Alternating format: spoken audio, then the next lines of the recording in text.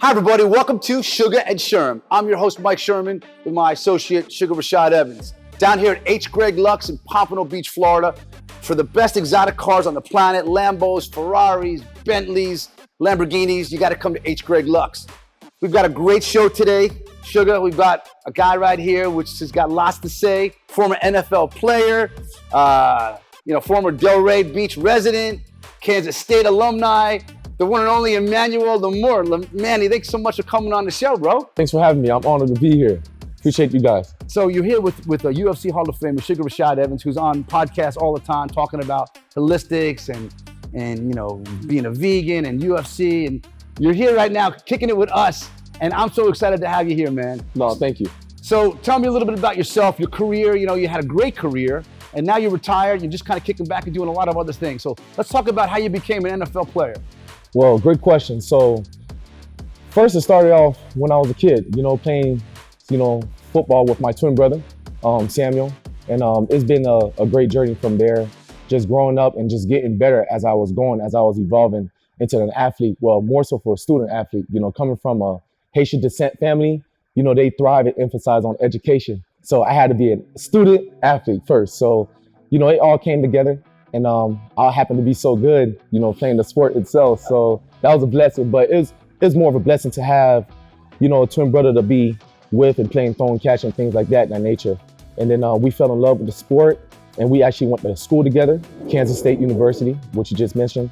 And then we took our game to the next level by playing on a professional level. So it's been a blessing all along, and all glory to God. Without him, none of this would have been possible. Yeah, having a twin brother that you've been able just to harness the struggle with, that had to be such a great help. I mean, you guys had to get so much better just by training together. For sure. Yeah, it's a blessing, man, because, hearing other guys' story, I didn't have to look for friends, right? That was already there, thank God for that. You got the personality, man. Exactly. Your personality is bigger than this whole room. No, appreciate your smile, man. so people sure. gravitate to you right off the bat. No, thank you. I can see that. Even as a little kid, you probably had all the kids in school wanted to be friends with Manny. No, for sure. I was more so I was reserved, just laid back, quiet kid, but I always wanted to outperform everybody, just competing on the highest level. Anything that I put my hands on, whether that was through education, playing basketball, running track, playing football, all the above. I just wanted to compete at the highest level and just do my best in everything that I did. But that came from a good family background, just this personality and the person who I am. I grew up with two brothers and a sister. We all close, we have a closeness. My dad, my mom, we were all close as a family. So thank God I had the liberation to do the things that I wanted to do as a kid. My parents wasn't so hard. Pretty much what you was just mentioning, about, not having to worry about certain things. Thank God I grew up with two-parent household, of course. So that played a big factor, of course, with my journey in life and the person who I am right now. Now, how did it become that football became the vehicle to take you to the next level? Man, that's a good question. So I'm gonna tell y'all a story. So I was actually, in the neighborhood just outside, and then I just seen a bunch of kids in the back of the truck, with their pads and things like that. And I'm How old were you? I was around 6 years old. Okay. And I told myself, I wonder what is that? You know what I mean? I've always played football, but not tackling football until when I was around like 8. And then I told my older brother, actually, I'm like, I want to play football. I want to do what these kids are doing, right? And then there was a newspaper that I received, and I was just curious. I opened it, and there was a team called Boynton Beach Bulldogs. They made it to the Super Bowl. And I'm like, ooh, I like the colors. That was the first thing that caught my attention. Your twin brother also said the same thing? Yeah, my twin brother, he played, and we were all just captivated just by that image itself. And I'm like, man, I want to play for this team, the best team, Super Bowl, right? But I'm like, I want to play for this team. And then my older brother actually signed us up. And my mom didn't know anything about it, actually. How much older is your older brother? 4 years. Okay. So that's a blessing to have an older brother that was, a covering for us as well. You know what I mean? Kept us away from the streets and things like that nature. And we had a village around us. We had cousins, uncles and things like that. Say, baby. Nabule, Nula, you already know. But like I said, man, I had to backtrack. It's very important to have, a village going around. Like I mentioned, I had a two-parent household. Not only that, I had an older brother that kept us away from the streets, with a village with cousins and uncles. So you grew up in Delray. Delray Beach, Okay, Florida. so there's a lot of tough neighborhoods in Delray. Absolutely. There's hoods in Delray. For sure. So how did you stay straight and make sports your primary focal point rather than getting into drugs or gangs or all kinds of other stuff that you could have? Good question. Good question, got you in Mike. trouble? So as we know, when you're in a neighborhood with a bunch of kids, everybody's playing some kind of sports, whether that's football, basketball. So we used But to there's play a crossroads. Exactly. When you start getting into high school, some kids that are really good athletes go this way. That's true. And then some kids stay the course. That's very How did you true. stay the course? Man, like I said, my parents, I had an older brother, and I had a village around me. And to be honest, I've always thought differently when I was a kid, you know, just seeing the things that didn't work early on as a child. I told myself and made promises to myself. And I actually made some promises to my mom that I want to do certain things. I took pride in that. You know what I mean? So whenever anybody's doing something, I always ask myself, you know what, let me just do the opposite, you know? And that kept me away from trouble, to be honest, and to be transparent. And let's be honest, you know, seeing the guys posting up, you know, in the streets just chilling, I told myself, you know, that's not working eventually. They're doing the same thing over and over again. I get it, they gotta make ends meet, you know, they gotta survive. But I told myself, that's not the life I wanna live. Was there ever a time where some of these cats, these gangbangers came up to you and said, hey man, come with us, better life. You're wasting your time playing sports. You're not going to go anywhere, you know, just For sure. get the easy money, deal some drugs and, you know. No, for sure. It's crazy how you're saying that because, you know, my earliest memory that I remember was, you know, in our backyard, we used to have like homeless people, you know, getting undressed and things like that, just being exposed. And, you know, right down on the corner, there was a neighborhood where it was tough. You know, that's where my uncle, you know, got in a situation, he got stabbed and things like that. No shit. But I told myself, all right, that's the place I can't go. You know what I mean? So I always used to hear from afar is what I'm saying.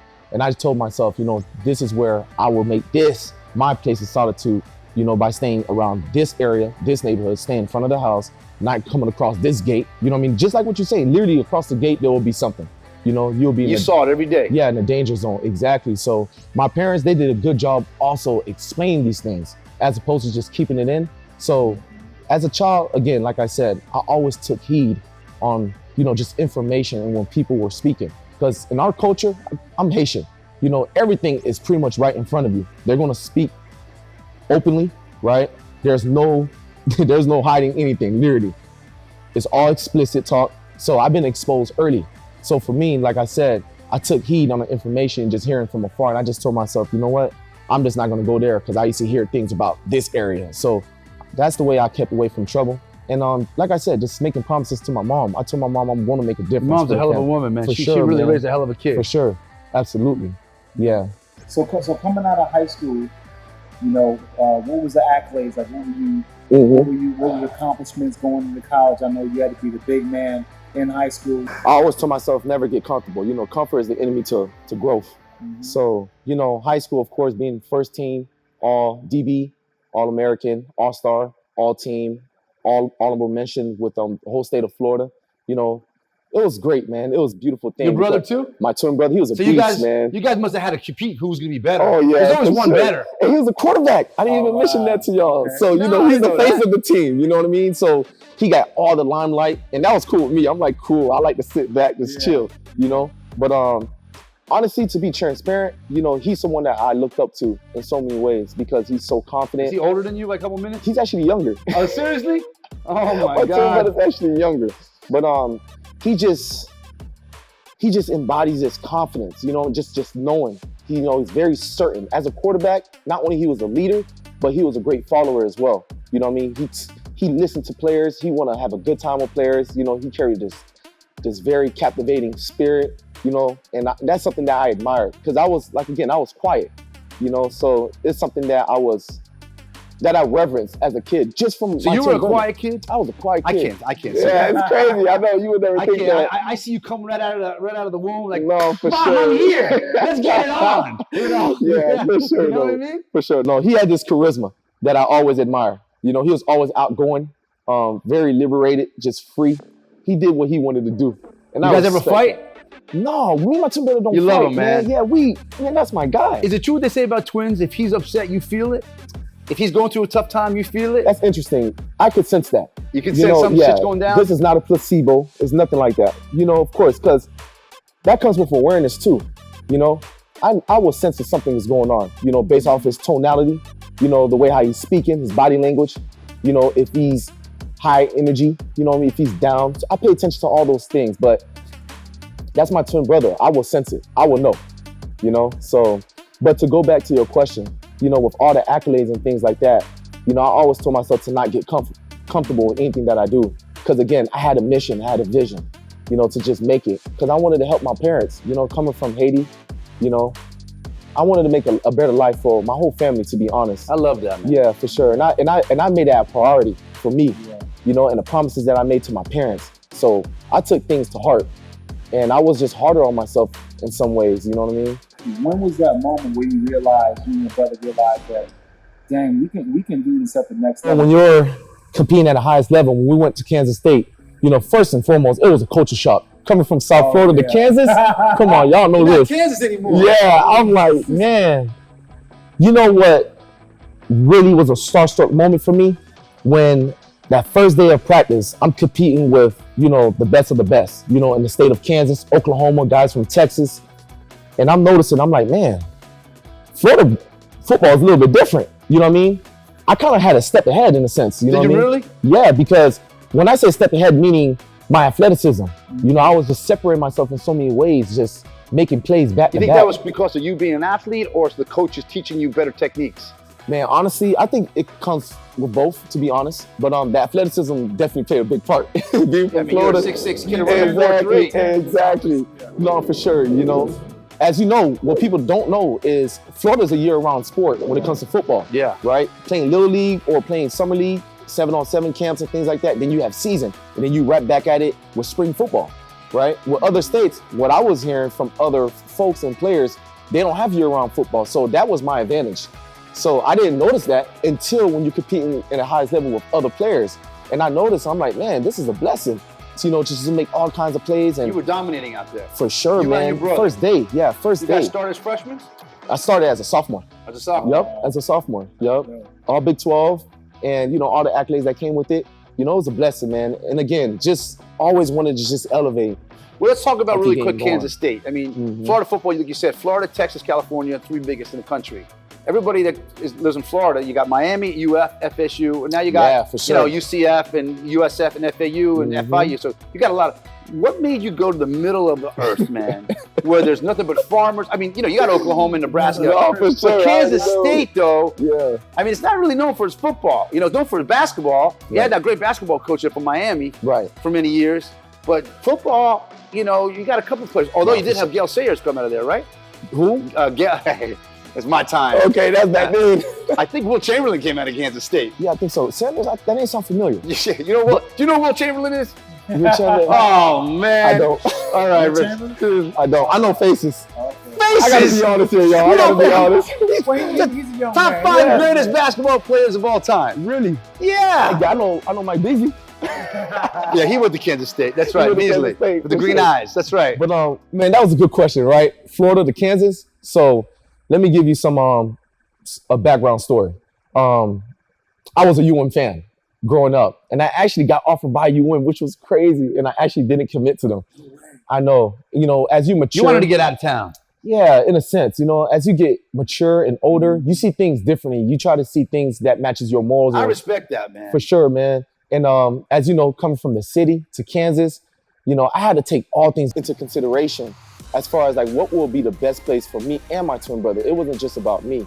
And I wanted for us to have an opportunity. You guys definitely going to go together? For sure. Like there wasn't no way he was going to go to like Nebraska and you go to Kansas State? And it was crazy because it almost got to that point. No way. He was thinking about going to Arkansas. He was getting recruited by LSU. And I committed to Ole Miss. And I'm like, man, I want to go to school with my twin brother. You know what I mean? I can't imagine just you can't be breaking up 3-4 years without my twin brother. Like, this is the person, again, remember I was mentioning, this is the person that we grew up together. We played throwing catch together. We talked about everything. This is my twin brother. This is my right-hand man. So I'm like, man, I can't imagine that. So just with that thought process alone, that made me made a decision like, okay, I have to go to school with my twin brother. In Kansas State, you know, as we know, the returning of Bill Snyder, that's the year he came back from retirement. Right. You know, he's a legend in the things that he's done. You know, all the players that he's brought to the NFL and the men that he became, the men that he turned into fathers. You know what I mean? He was a great coach, but also a father figure. You know, he does a great job of just being not just a teacher, but an educator. And that's something that I admire and reverence. And for me, you know, I was getting recruited by Clemson as well. So I was a safety, as you guys didn't know. Before playing linebacker, I was a safety guy, so I had to put it out there. So I was getting recruited as a safety in Clemson. And You're about 6'6", like 6'5" and a half, 6'5". 2 and a quarter? Yeah, when I was in college, I was like 225. Yep, that's about right. And then, you know, as I put some weight on, I was getting recruited from Clemson, and the coaches from Clemson, Vic Koning to be exact, he actually went to go coach with Coach Snyder.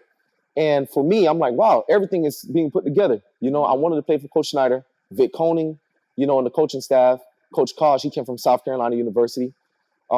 They all reunited with Coach Snyder. Yeah, it all made sense. And we took a visit out there, me and my twin brother. And you knew you were going to start in Kansas State. Absolutely. Because going to Clemson, there's 3 or 4 dudes in front of your ass. Yeah. You know that. I'm going to be honest with you. That's not my mindset. When I come down the field, I'm thinking I'm the best. The one thing that I say to myself is, you know, don't chase success, chase value. So it doesn't matter where I go. I was going to be the value. So that's something that I've always took heart. And like again, going to Kansas State, that wasn't my mindset. My mindset was, yo, I'm going to go out here. I'm going to be the starter. And I'm going to compete at this highest level. Now, you said compete at the highest level. Were you thinking at the time my highest level was going to take you to the NFL? Or was that like NFL was the destination, or were you just there to play and get an education? Both. Okay. You know, my goal was to succeed in the educational aspect, of course, but most importantly, you know, the promises that I made, you know, to my parents.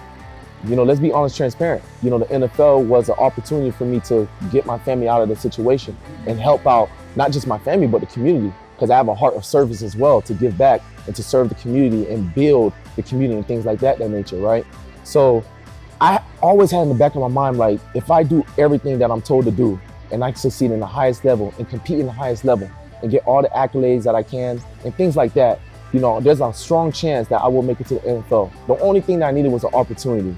And as you guys didn't know, being a free agent, you know, I didn't even get drafted. So you were a walk-on, pretty much. In a sense. When it comes to the NFL. Man. I mean, yeah. You know, and your brother too? And my twin brother. So that's huge, man. Yeah, and I had a draft grade around the second round and things like that. But, you know, things don't turn out the way as planned. So how many teams did you get cut by before you got a home with the Vikings? I've always been with the Bengals. With the Bengals? Yep, just with the Bengals. So they picked me up, and I actually got picked up. First 2 weeks, no practice squad, none of that First stuff? 2 weeks was practice squad, and then I was an active player.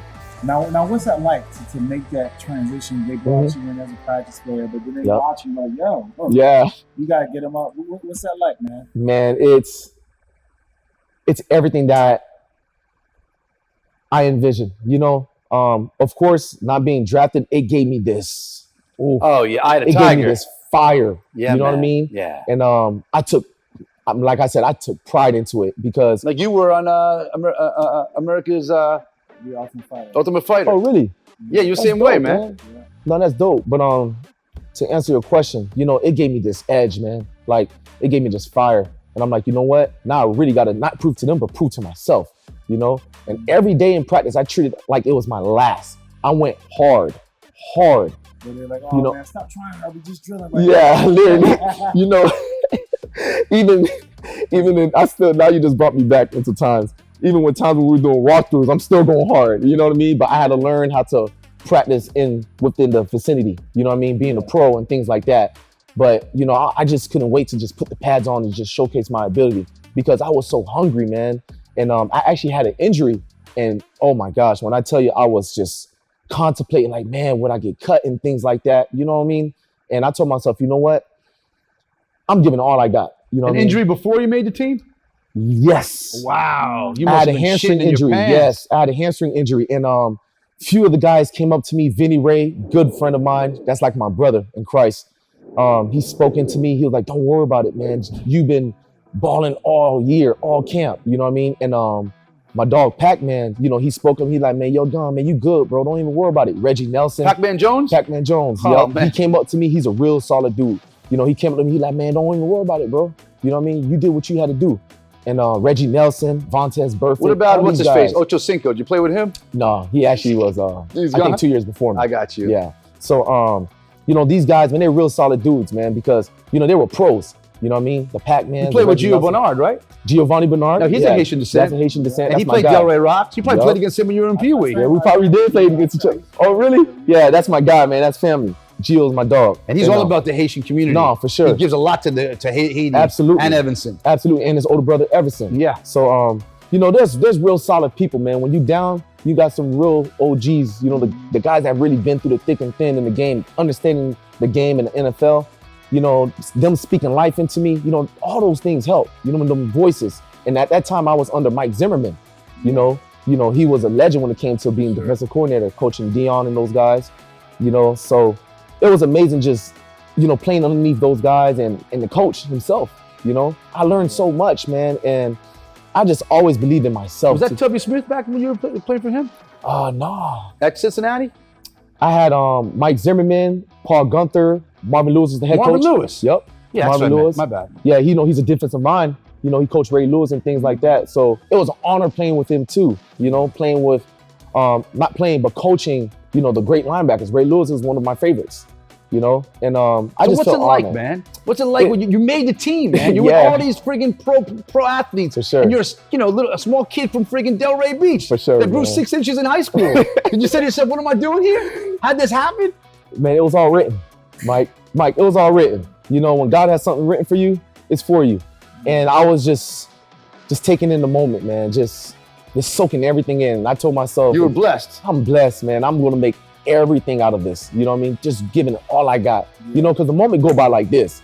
When you're competing for a team in college, you're competing from a different place, right? Versus being an athlete where, you know, there's not so much money on the line. I've seen so many professional football players kind of change their competitive edge once they become professional. Let me give the audience a little bit of insight.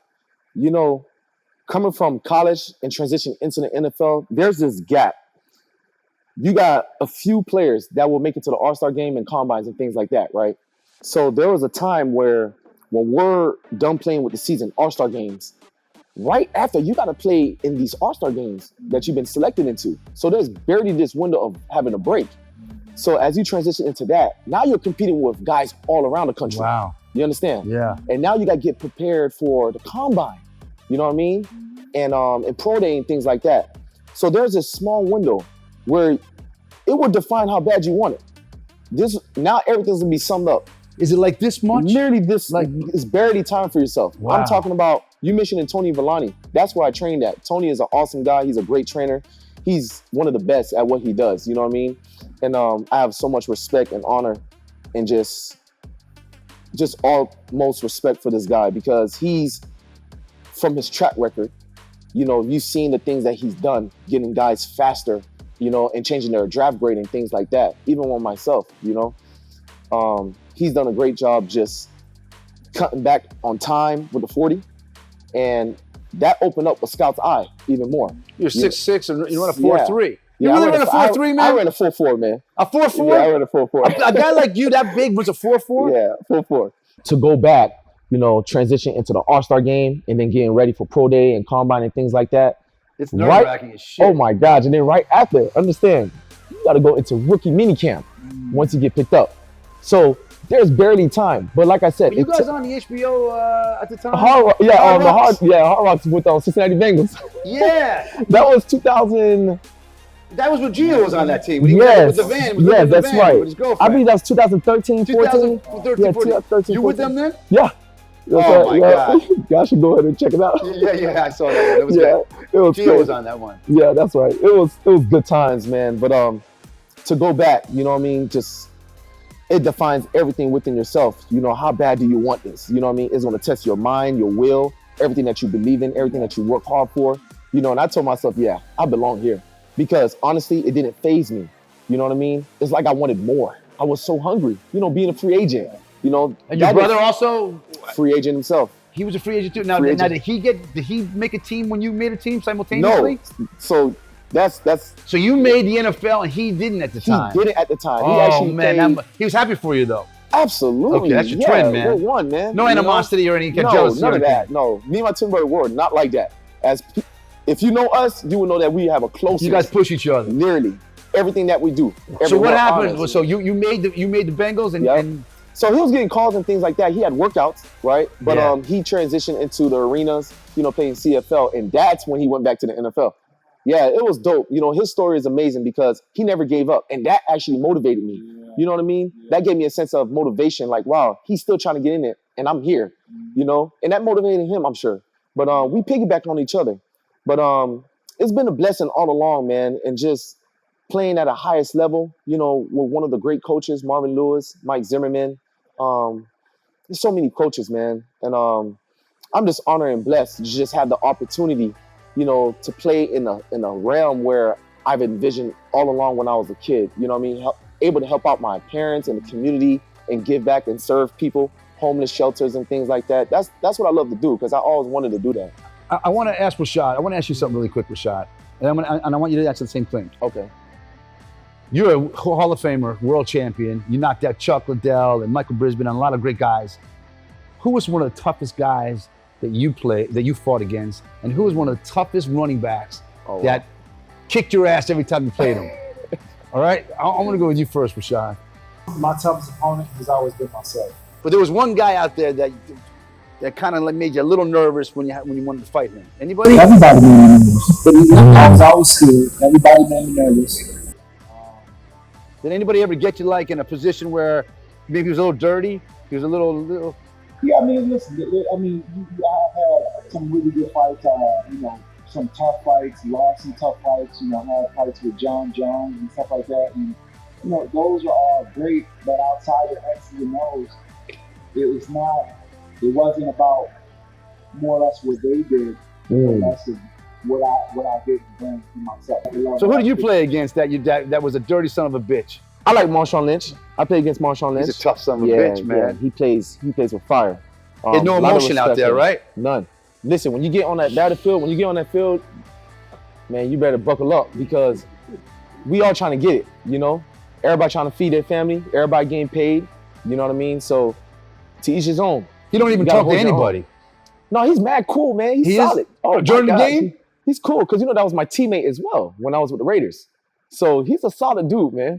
Yeah, he's a solid dude. But when you're on the same team, he is. Yeah, but when it's about business, it's about business now. You know what I mean? You got to take care of your business.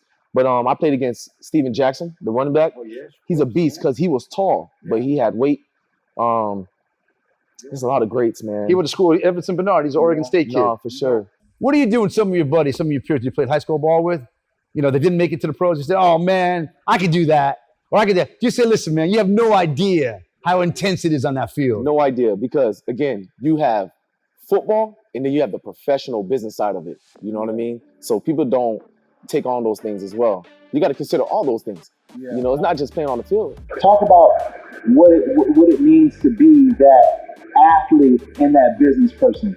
Man, that's a great question, Rashawn, because going into the NFL, I didn't understand that at first, right?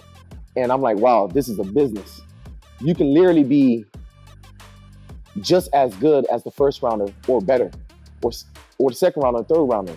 But literally, man, because they have money invested into this individual, there's some politics that will be played into that, but that's part of the business. But you got to eat that up, right? Yeah. That must bother the shit out of you when you're better than the guy they picked in the second round, right? And you're a free agent or you're a walk-on, right? But you can't start because they just gave him $20 million. Come on.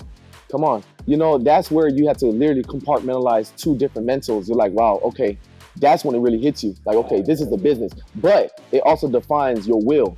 Are you going to give up right then and there? How far are you willing to go? You know what I mean? So for me, thank God, I had coaches where the best man plays. That's what it was. That's what it was. The best man plays. And I was honored to be in that club, in that situation, with the Bengals, where it don't matter who you are. The best man plays. It's that simple, right?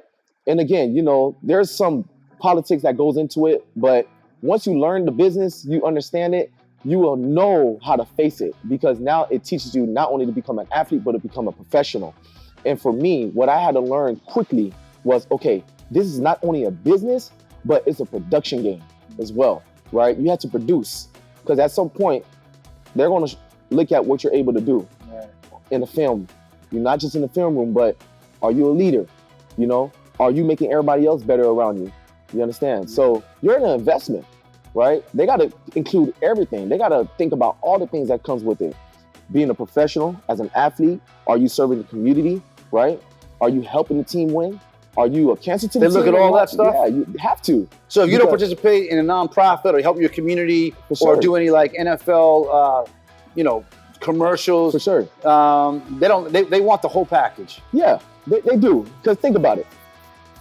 Let's be honest, just as a business, the podcast itself, you're not just looking to interview just individuals, but can they become equitable for your business as well? You know what I mean? Can they bring more exposure?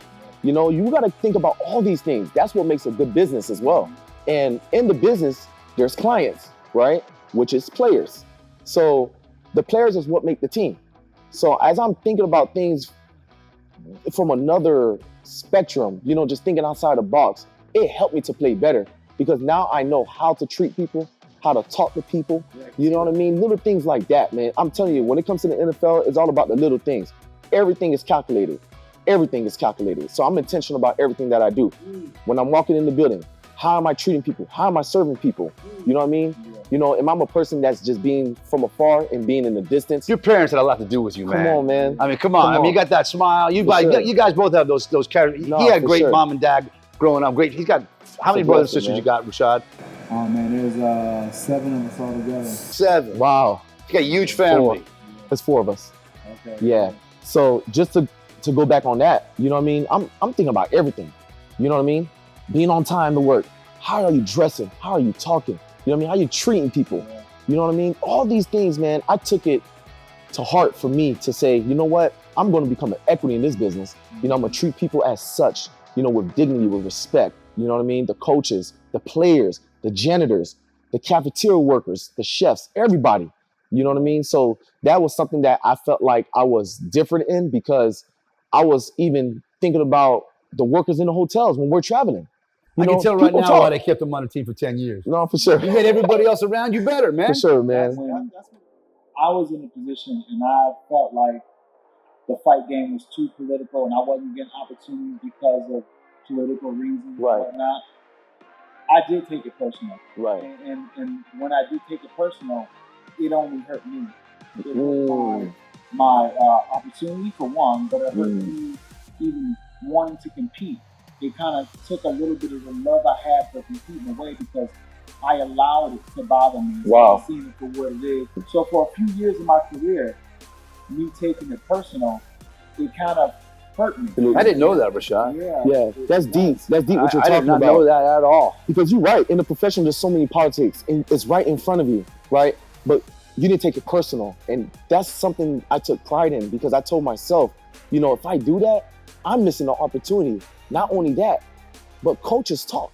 It's a fraternity in the NFL. So if you mess up in one club, when I say club, meaning that team, that organization, the coaches, they're giving that feedback to another coach, whatever team you sign with in free agency, and they all talk. So for me, I told myself, and I was thinking deeper than just NFL. I'm also thinking for my cousins and nephews that may someday play for the NFL. I have to think about You want all to build these that things. legacy. Exactly. Keep that door open for them. Exactly. So for me, man, I had to ask myself, man, what matters, man? Like, is it, just doing things because you feel like it's the right thing to do, or is it beyond you? Are you thinking about, your nephew, your cousins that may someday play in the NFL? Because I could have been, I could have went against all the rules and be like, man, you know what? Forget this, all these things, right? But I'm like, no, that's not even me, right? But I'm like, you know what? I end up becoming a team favorite because everything that I was doing, it was for the team, And just like what you was saying, don't take it personal. It's a business. At the end of the day, it's a business. There's no hard feelings because they will literally move on to the next man up, right? So thank God for the longevity of the game because of that as well. It's not just on the field, it's off the field as well. What are you doing? What are you most proud about what you've done in the NFL? Man, that's a good question, man. It's so many things that I'm proud of. But most importantly, man, just honoring my game to God. I have to be transparent. Everything that I did was for God. That's why I was telling you early on in the show, I took the game like it was my last. because you never know. Every game. Nearly every game, every practice, every meeting. Because I'm like, this game is not promised. You know, I ended up getting hurt my second year, and I'm like, wow, this opened my eyes. So for me, I'm like, you know what, God, I'm gonna dedicate this game to you. You know, from there, so be it. But I made sure when I got on the field, I gave it all I got. So that's something I was proud of. I gave it all I got, man. I'm talking about with injuries and all. Yeah. I'm still practicing. I made no excuses. And it helped me out to this day because I learned not to make excuses, get the job done. You know what I mean? Now that, you know, I'm taking care of my family and things like that, the nature of the community, you know, I'm coaching the youth. That's you great know, that you I do have that, no, by the way. yeah, for I sure. called you the other day and he said, Mike, I can't make the podcast because I got to coach these little kids. No, for sure, And I man. said, that's cool because I For did sure. the same. I was a coach and I totally respect that. That's awesome. No, thank you, man. It's sacrifices. Yeah. You know, it goes And back. that's a lot of work. It and you know is. what? We don't get paid for that. Nope. People I don't understand. We're out there 3-4 days a week teaching these kids, Absolutely. buying them Gatorade and pizza after Come on. games and stuff like that comes out of us. And we're giving, you know, these kids our time, which we love. Right. And then you have the moms and dads bitching at us. My kid's not starting. Right. My kid's not playing Yeah. middle linebacker. My kid's not, you know, he's I not quarterback. understand. And like, hey, man, I'm not getting paid for this stuff. I I just understand. want your kid to have a fun life. For sure, man. And just, you know, my pain could become their wisdom. Yeah. You know what I mean? You asked what is the one thing, you know, that retained with me. And that was just giving all I got. You know what I mean? And not letting someone else's become my opinion. Yeah. You know, someone else's thoughts, whatever they thought about me became my opinion. You know? Yeah. Just like what you were saying, man, like you are your biggest competitor. You know what I mean? And just having peace within myself. So I made that a pride. I'm like, man, I had a good career. I give it all I got. How You know many what I years mean? you play? 7-8 years. That's a Yeah. that's a 7 great seasons, but career, it comes for man. 8 years. Yeah. Yeah. So, man, this is really impressive. We have a lot of athletes and all different individuals on our podcast, but someone who has a background in sports and now is branching off into the corporate world with your real estate investment company and insurance. How did this all come about? Tell me a little bit about this book and what we were just talking about. How do you leverage your life insurance policy into equity in your home? Man, honestly, my dad was always into real estate and he helped me get my first property. So thank God for that. Like I said, man, I've been blessed and So you fortunate. bought a house. Obviously, it went up. Yep, You said, hey, man, I like this thing. I'm going to do it again. for sure. But here's Exactly. the tricky part. Mhm. How are you doing this? Yeah, How are man, you just, getting all this, you know, with the life insurance? you know, playing football, being a note taker, you know, I applied that same disciplinary, you know, outside of football, you know, just taking notes. Anything that I learned, anything that I was retaining, I was just taking notes. Soon as I look back after retirement, I literally had a notebook like this thick, literally like 3 notebooks. And I'm like, you know what? I need to create a book for the people. So that way they could follow or do more than what I did, you know? And I wanted to teach people everything that I did. And I just made it into a book. And I'm like, you know, let me be creative. I made it into a playbook. I had my marketing team around me. You know, they're giving me their inputs and things like that. And we all came together and we made a book. And that's how we started, man. And I loved it because I'm like, man, I'm serving the people, right? And for me, I always wanted to find that edge. Again, playing sports, you got to find your edge, your niche. And for me, I'm like, you know, let me study the Fortune 500 companies. You know, what makes them who they are? How are they scaling? Why are they Fortune 500 companies? And I've studied different companies like Bank of America, Wells Fargo, and JP Morgan. And I've learned even with Bank of America and life insurance assets, they hold about $24 billion. And as I'm just reflecting on that, I'm like, this is interesting. They're investing their money in life insurance, right? So I'm like, okay, let me study Wells Fargo. They hold about 19 to 20 billion in life insurance policies. So now I'm seeing the pattern. I said, you know what? Let me check JP Morgan, Chase Bank, And how do you find this information? Public? public. I'm looking into JP Morgan, Chase Bank. They hold around 12 billion. Now I'm starting to see the drift. I'm like, our money, they're taking it and investing into life insurance policies. Why? When you go into banks, have you guys ever seen something that's called an FDIC? Yeah. Federal Deposit Sure. Insurance Right. Corporation. Coverage. If you invested into the security aspect, it's BIC. SPIC, SIPC. Security Protection Insurance Right. coverage. 2 separate. So I'm like, you know what? Let me do some research. How you think they pay your money back? Through the insurance coverage, right? So for me, I'm like, you know what? let me look into insurance policies. Now I'm studying different companies, Northwestern Mutual, National Life Group, right? You have New York Guardian, New York Life, right? There's so many companies. And I try to go with the best. John Hancock. Come on, with National Life Group, they're known for IULs. Northwestern Mutual, they're known for term policies and whole life policies, right? A mixture of variable policies and things like that. And I'm like, you know what? Let me try this for myself, right? Before I even push out any information or do anything, I got to be the judge to it first, right? I got to test it out for me first. And I signed with Northwestern Mutual and I invested into that, and everything was transpiring, everything that I was envisioning. I'm like, wow, this is a real deal. You know what? The people need to know about this, because not only that you're investing into yourself, but now you're building a legacy. Think about the Rockefeller family. How you think they started their business? Life insurance policy. JCPenney's, life insurance policy. Walt Disney, life insurance policy. Come on, we got to think about these things. And what people don't know is life insurance policy is a way of parking your funds, becoming your own bank. But now you actually protect yourself from creditors, any litigation and things like that. Like Homestead, kind of. In the state of Florida, Right. They can't touch your property, your Right. residential That's property, right. your primary residential property. And I've learned the game, and I'm like, wait, you could become your own bank. And catch this though, this will really open my eyes. And I'm gonna dive a little bit more deeper now, right? When you retired, the NFL, you don't notice you're an employee until you stop getting W-2s. You understand? Now, when you gotta buy a house or a car, what they ask for? Your W-2. So I'm like, okay. Catch this now. When you have your life insurance policy, they don't check for credit. They don't check for W-2s, 2 years of tax returns, or proof of funds. Why? Because your money is already invested into the cash value. That's guaranteed. You understand? So that's money you can use to buy a house, to buy a car, or whatever you want to purchase. Sign me up, man. Come on, it blew my mind. And for me, So are you a licensed life insurance agent right now? not yet. I will be. Are you with New York Life? No, I'm not. I'm with Northwestern Mutual. That's my policy. Is that Mick Selly over there? No. Okay. Okay. But I like working with National Life Group as well, because they also provide a product that I'm looking. I'm gonna make a towards prediction, bro. Talk to me. I think in the next 10, 20 years, you're gonna be a multi-millionaire. I received that. Thank you. I'm gonna tell you that straight up. I received Your that. worth ethic, your enthusiasm, Thank you, your Mike. product knowledge, okay, and your charisma is gonna get Thank you. This is my my assumption. Okay, is going to take you a long way, Manny. Thank so you. I whatever you're appreciate doing, whatever mix that you're drinking, whatever Kool-Aid you're drinking, I would keep drinking that. I received. Thank you for the blessing.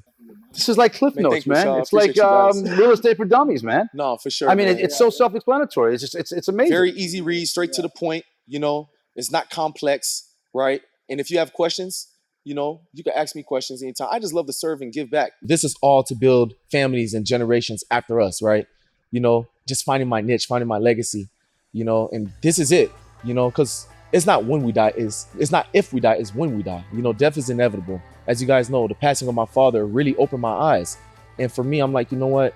I got to teach people the real thing, And he'd be real proud of you right now. For sure. Yeah. For sure. Did I you have a received chance to that. watch you play football? Absolutely. Okay. Came to all my games, It man. did? Yes. You flew into Minnesota, into Yup. Cincinnati, all Minnesota, that stuff? Cincinnati, Raiders, you name it. Oh, He didn't miss a game man. since I was a little kid. That's so He's always amazing, been there, man. And You lived the dream, man. for sure. And it inspires me, it gives me motivation, to know that I'm doing this for the people, helping family change their lives and creating legacies for family.